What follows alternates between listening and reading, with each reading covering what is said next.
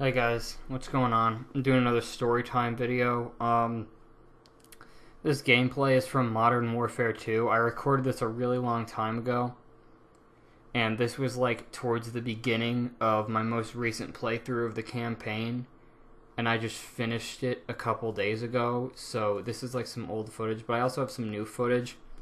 I haven't uploaded in about a week, so I got like finals and stuff that I've been studying for. And you see, in English, we've been doing Romeo and Juliet. And everyone calls that the greatest love story of all time. But in my opinion, it will never hold a candle to something like Captain America and Bucky Barnes in the Avengers films. Or Soap and Price, the Modern Warfare films. Or like SpongeBob and Patrick or something like that. So... I don't know if it's exactly the greatest love story of all time. But anyways, on to the video. So this was a time I was about, like, this is something that nowadays would probably have gotten me in big trouble just for, like, being a jerk. But I was, like, 8 years old at the time, so it's okay.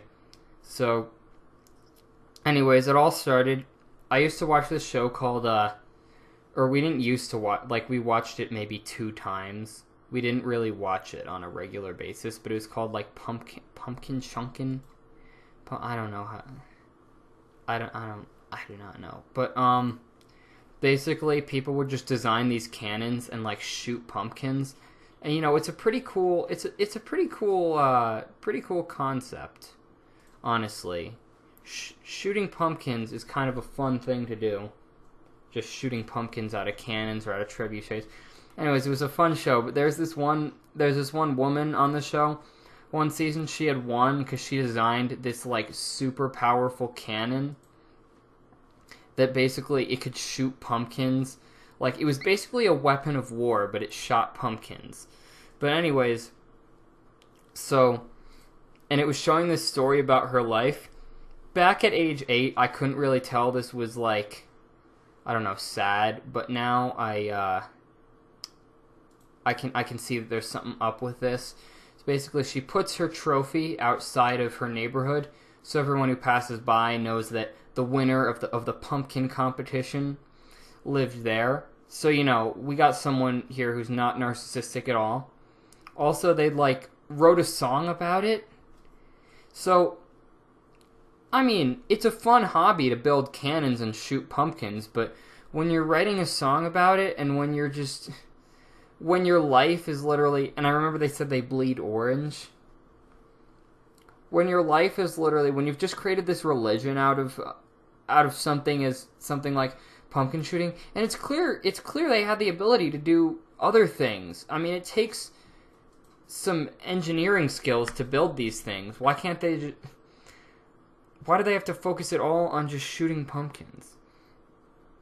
Anyways, so we're watching this, and my dad says to me, he says, you know, this woman really needs to get a life. and so I'm like, Dad, what does that mean? Because she is clearly alive. She's not dead. And my dad's like, well, you see, get a life means when you focus on one thing like that, and you just have no other hobbies and stuff like that. And I'm like, oh, I get it.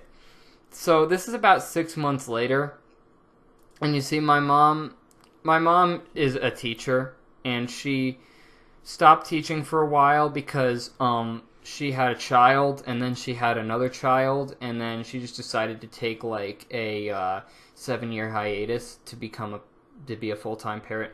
But she's back to teaching now, and this is kind of when she went back to teaching. And so here's what happened. So basically, my mom had just been talking about teaching and stuff a bunch. Like, that was kind of all she had been talking about.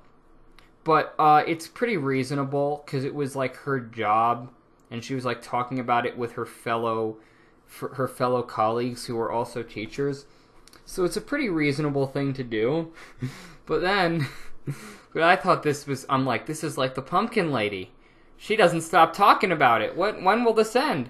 So one time she's talking to her friend, I just lean over to my dad. I'm like, hey, Dad, Mom really needs to get a life, don't you think? And then and then my dad's like, what did you just say about your mother? And then so he goes over, he leans over to Mom, to my mother, and he's just like, hey, did you just hear what your son said? And I'm like, yeah, you need to get a life, Mom. And she's like, excuse me, Mister, I know everything about Star Wars, and I've read every single Star Wars book and memorized all these facts. Now that was a very fair criticism, because I was way too into Star Wars at the time. You know, I watched all the movies at least 100 times each, and I'd read a bunch of books about it. I still love Star Wars. I'm still a big fan. Like, don't get me wrong, but just not to the extent that I was like when I was in 3rd grade. But so yeah, so I said that to my mom, and she's like, you ever tell your mother to get a life again, and you're grounded. So anyways, that's, and I made the analogy. I'm like, yeah, you know, Mom, Dad said that about the pumpkin lady, and she's kind of doing similar to what you were doing, which wasn't entirely true. My mother was not writing songs about teaching, and was not doing anything of the sort, and it was her profession. So you're gonna, I didn't understand at the time. You're gonna probably talk about your profession sometimes. I just thought she was doing it too much, and maybe she was. I don't remember. It was like 6 years ago. But